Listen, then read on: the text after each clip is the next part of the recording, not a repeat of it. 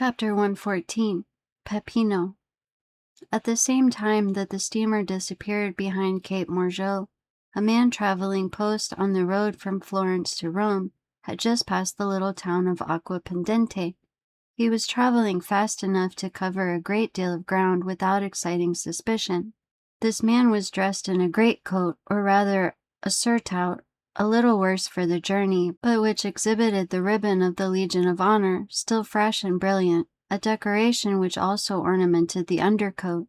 He might be recognized not only by these signs, but also from the accent with which he spoke to the postilion as a Frenchman. Another proof that he was a native of the universal country was apparent in the fact of his knowing no other Italian words than the terms used in music, and which, like the goddamn of Figaro, served all possible linguistic requirements. Allegro, he called out to the postilions at every ascent. Moderato, he cried as they descended. And heaven knows there are hills enough between Rome and Florence by the way of the Acquapendente. These two words greatly amused the men to whom they were addressed. On reaching La Storta, the point from whence Rome was first visible, the traveler evinced none of the enthusiastic curiosity which usually leads strangers to stand up and endeavor to catch sight of the dome of St. Peter's, which may be seen long before any other object is distinguishable. No, he merely drew a pocketbook from his pocket and took from it a paper folded in four, and after having examined it in a manner almost reverential, he said, "Good, I have it still." The carriage entered by the Porta del Popolo, turned to the left, and stopped at the Hotel d'Espagna.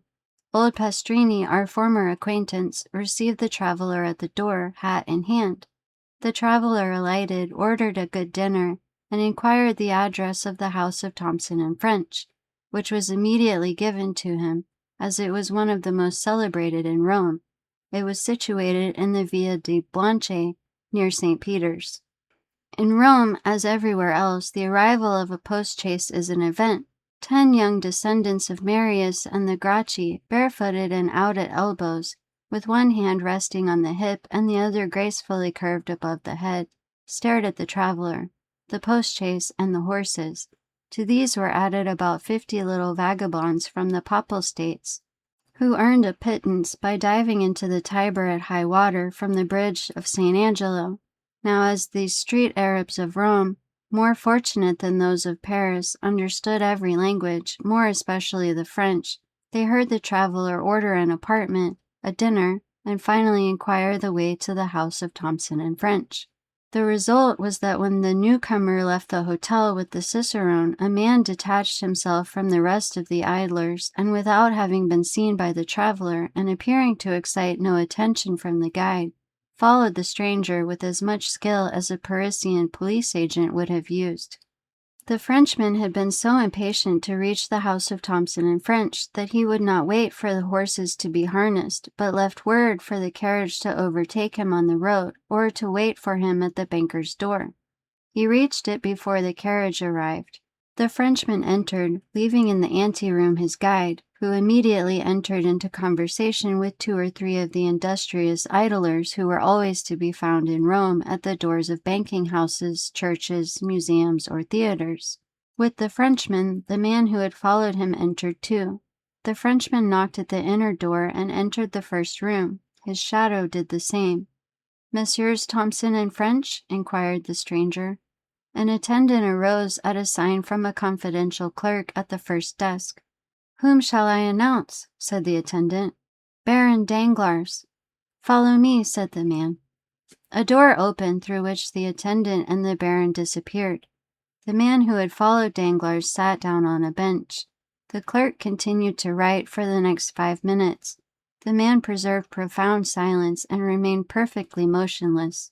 Then the pen of the clerk ceased to move over the paper. He raised his head, and appearing to be perfectly sure of privacy, "Aha," he said, "here you are, Peppino."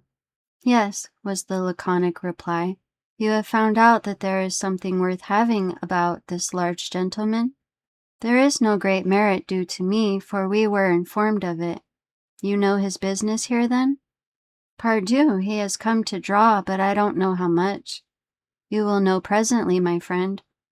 Very well, only do not give me false information as you did the other day. What do you mean? Of whom do you speak? Was it the Englishman who carried off 3,000 crowns from here the other day? No, he really had 3,000 crowns, and we found them. I mean the Russian prince, who you said had 30,000 livres, and we only found 22,000. You must have searched badly.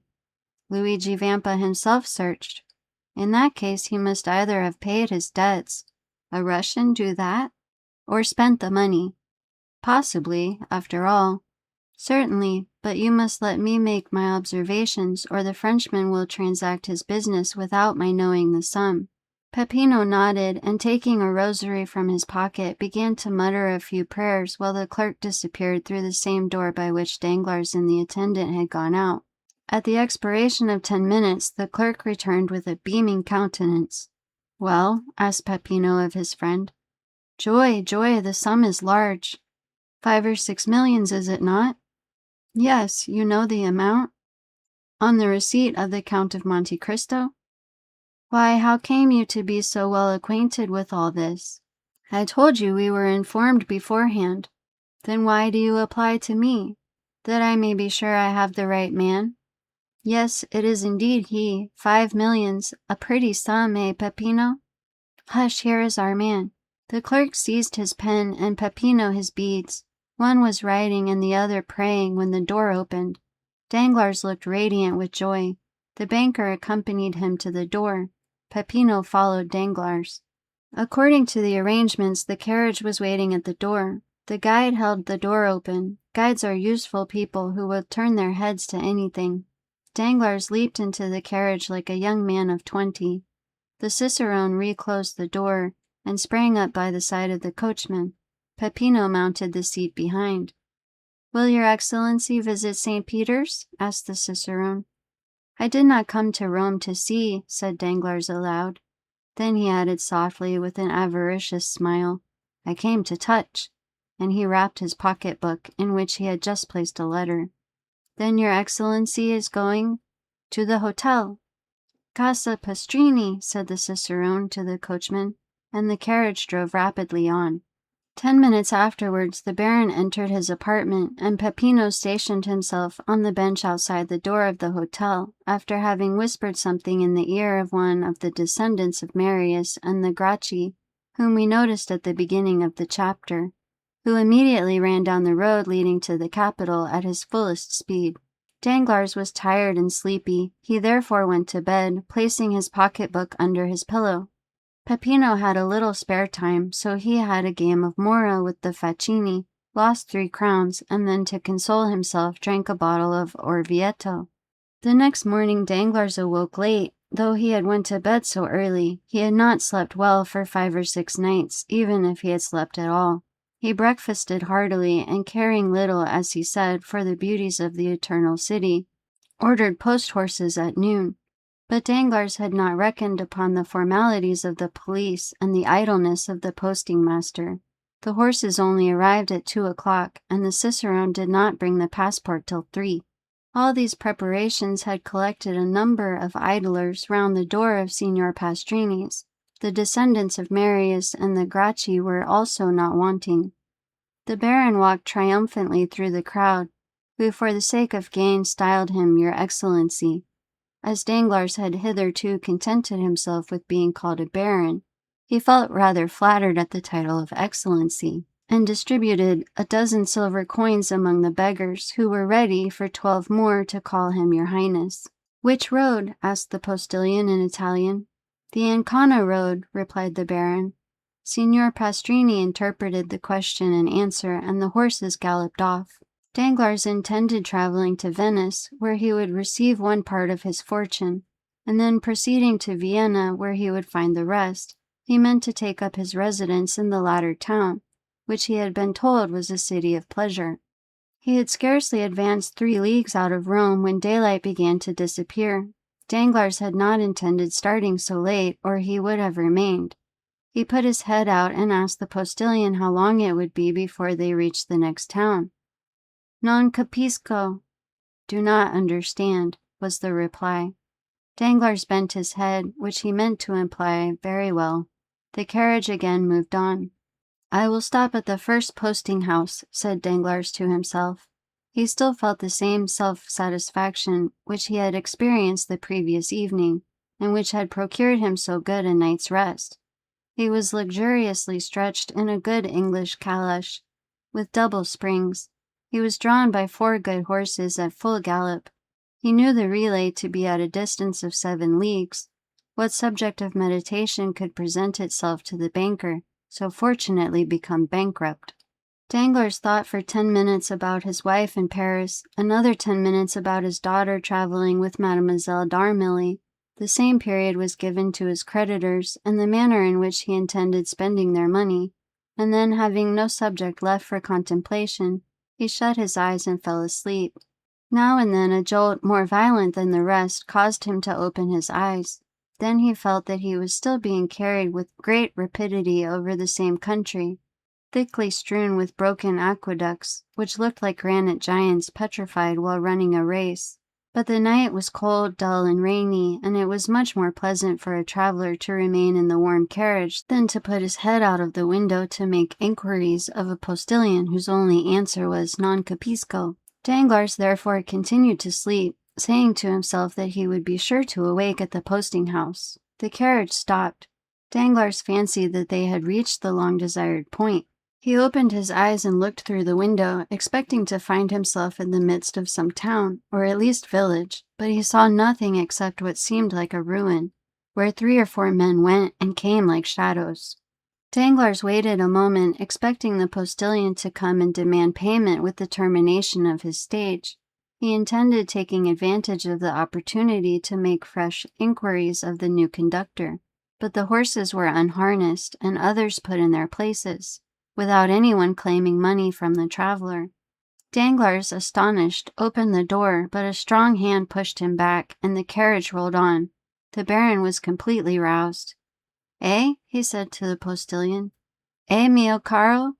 This was another little piece of Italian the baron had learned from hearing his daughter sing Italian duets with Cavalcanti. But mio caro did not reply. Danglars then opened the window.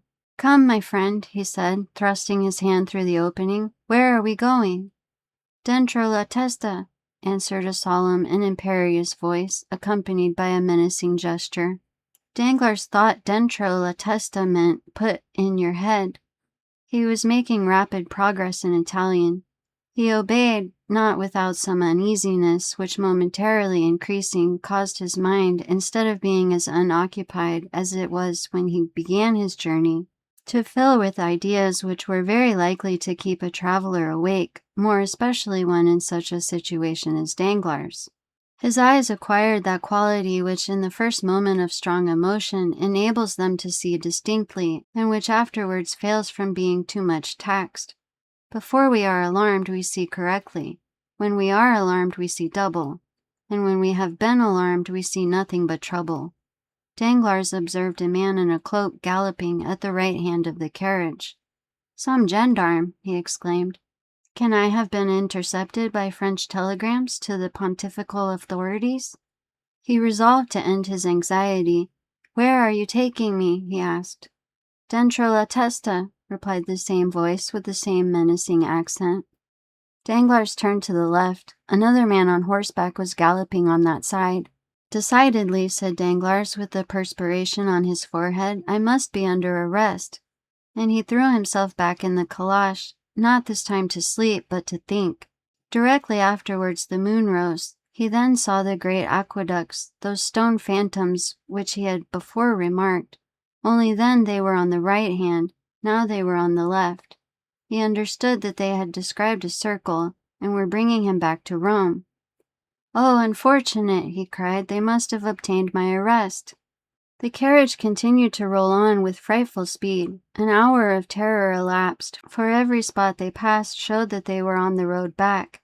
At length he saw a dark mass, against which it seemed as if the carriage was about to dash, but the vehicle turned to one side, leaving the barrier behind, and Danglars saw that it was one of the ramparts encircling Rome.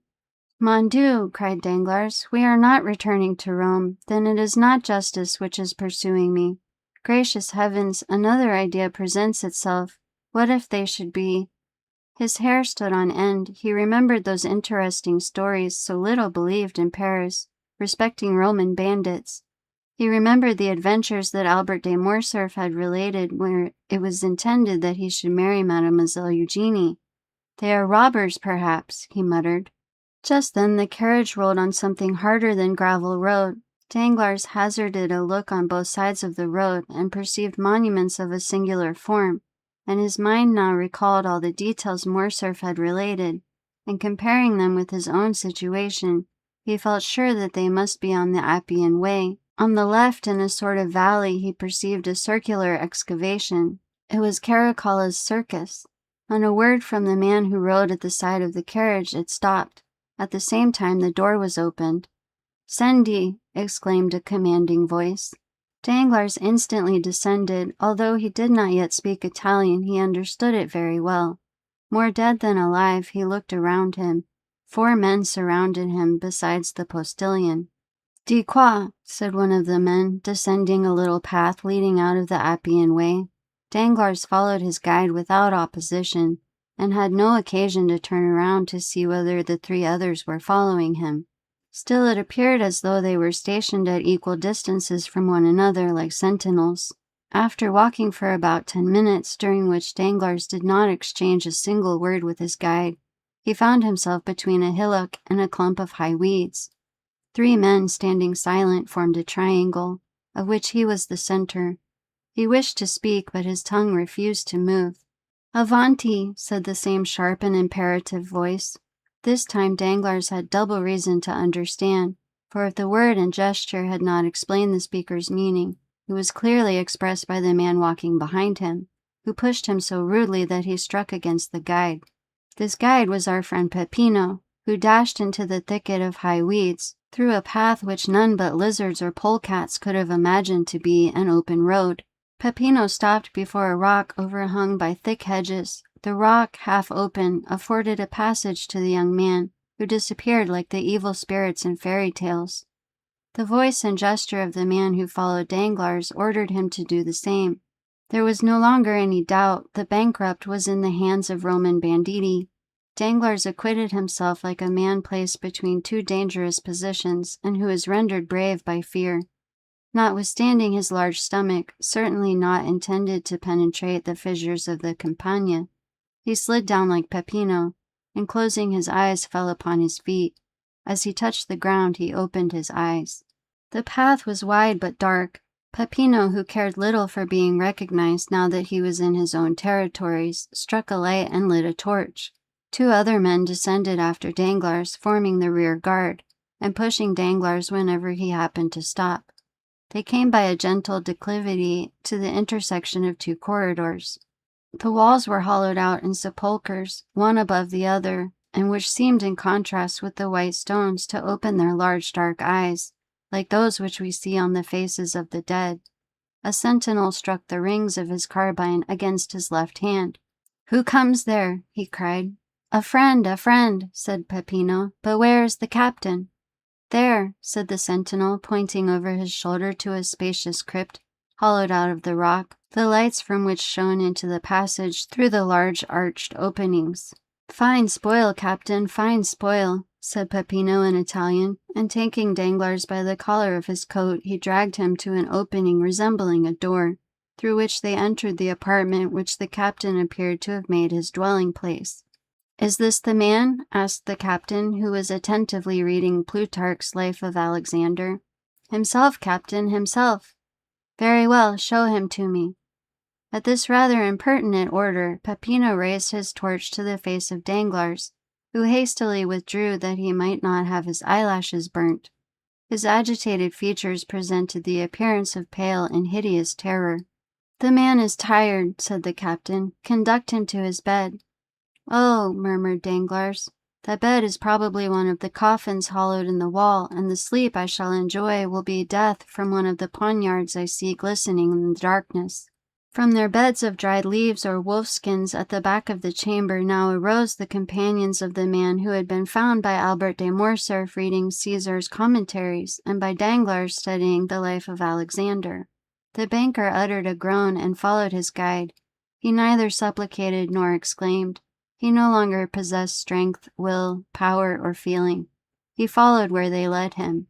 At length he found himself at the foot of a staircase, and he mechanically lifted his foot 5 or 6 times. Then a low door was opened before him, and bending his head to avoid striking his forehead, he entered a small room cut out of the rock.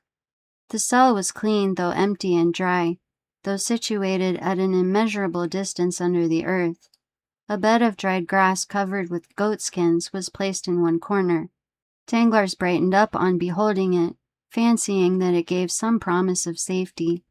"Oh, God be praised," he said, "it is a real bed." This was the second time within the hour he had invoked the name of God. He had not done so for 10 years before. "Ecco," said the guide, and pushing Danglars into the cell, he closed the door upon him. A bolt grated, and Danglars was a prisoner. If there had been no bolt, it would have been impossible for him to pass through the midst of the garrison who held the catacombs of St. Sebastian, encamped round a master whom our readers must have recognized as the famous Luigi Vampa. Danglars, too, had recognized the bandit, whose existence he would not believe when Albert de Morcerf mentioned him in Paris, and not only did he recognize him, but the cell in which Albert had been confined, and which was probably kept for the accommodation of strangers. These recollections were dwelt upon with some pleasure by Danglars, and restored him to some degree of tranquillity. Since the bandits had not dispatched him at once, he felt that they would not kill him at all. They had arrested him for the purpose of robbery, and as he had only a few louis about him, he doubted not he would be ransomed. He remembered that Morcerf had been taxed at 4,000 crowns, and as he considered himself of greater importance than Morcerf, he fixed his own price at 8,000 crowns. 8,000 crowns amounted to 48,000 livres. He would then have about 5,050,000 francs left. With this sum he could manage to keep out of difficulties. Therefore, tolerably secure in being able to extricate himself from his position, provided he was not rated at the unreasonable sum of 5,050,000 francs. He stretched himself on his bed, and after turning over 2 or 3 times, fell asleep with the tranquillity of the hero whose life Luigi Vampa was studying.